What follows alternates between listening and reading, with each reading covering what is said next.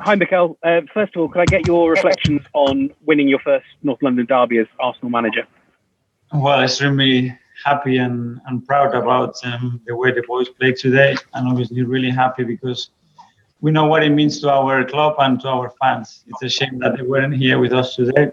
At least they would be happy at home. And what did you make of the final 10, 15 minutes after the red card? Because it seemed like maybe you didn't deal with that as effectively as you could have. For sure, we didn't.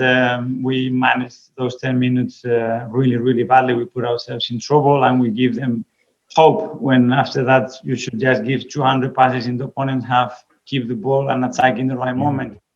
And it's a big lesson. It's great to get those lessons while you are winning, because in Europe that is going to be today probably the biggest lesson now. Just one final one from me. Bakayo's substitution, was that down to injury or tactic? No, it wasn't. Any sense how?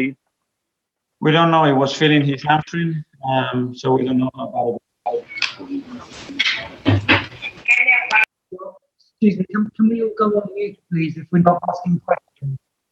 John Cross. I was just going to ask you about the mentality of the group, Mikel, because to go behind, when particularly when you've been playing so well, is sometimes difficult to take, and they showed a great reaction. Absolutely. I think we started the game really strongly. We were very dominant. We played in the opposite half. We were regaining the ball really quickly, creating chances. And now Lamela scores an incredible goal, which was really an incredible, unique talent of peace. And after that, we have to react. And obviously, mentally, it's not easy. And when you played it 2 days ago, it's not easy. But I love the way the team reacted, with the courage that they continue to play, the belief that I was sensing from the touchline. And I'm glad because I think that we totally. You clearly took a big decision with Auba, your captain and top scorer. Did you feel you needed to do that to, for squad harmony, to set the standard, to make it clear about what you expect in the dressing room? Yeah, I made what I thought was the right decision, and we draw a line there. And now let's move on again. We know how important Auba is for us, for the club, and that's it. That's been dealt with, and let's move on. Has he taken that okay? Has he accepted that? Auba? I hope he did, yeah. Yeah. And just what kind of, can this do for the next few weeks? It's a result then to really kind of give you some energy and sort of, positivity. Hopefully it will increase the level of confidence of the team and the belief that we can play really well against any opponent. We can beat big teams as well, and just maintain everybody together with the same belief. Obviously, we know that we have to put 4 or 5 wins in a row to give ourselves any chance of looking up in the table. But we are ready for a fight. Thanks, Mikel. Thank you. Jim Conlon. Hi, Mikel. I just want to speak to you about Emil Smith-Rowe's performance there. He's really blossoming there into a real potential star, not only for Arsenal, but for England as well. Well, I think he had a magnificent performance as well. Again, I think he shows not only quality, but his personality, his intelligence on the pitch, his energy. Give you something different. Today in a derby, you need some big individual performances, and for sure, he had one.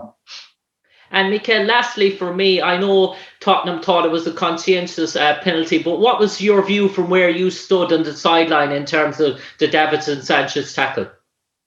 My first thought was that it was some contact. I asked the bench and they said that it was a penalty, but I haven't seen the image back, so I cannot really comment on that. Congrats, Mikel. Thank you. Paul Gilmore.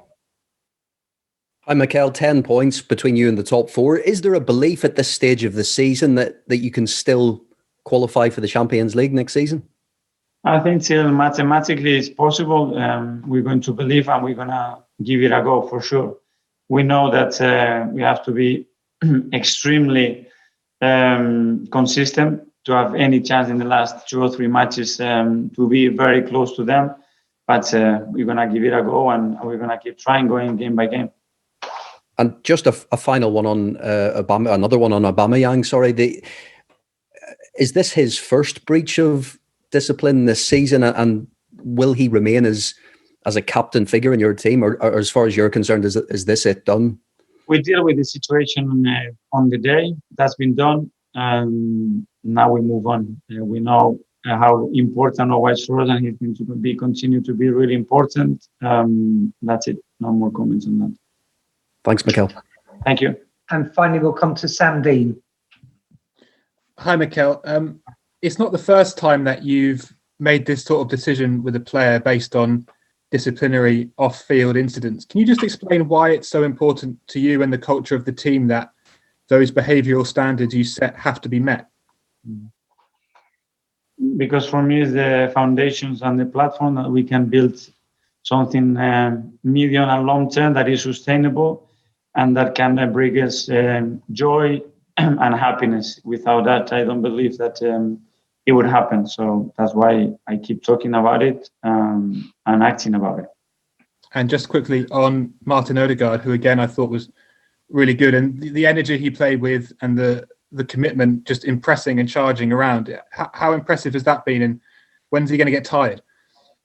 I don't know. He's got a real stamina, and he's so talented by his work rate, as you said. It's incredible. Not only that, it's the intelligence, the timing of his run when he presses his body. Really impressed. I think he had an incredible performance today. He's giving us something different, and he's certainly making us better. Thank you. Thanks. Thanks, everyone.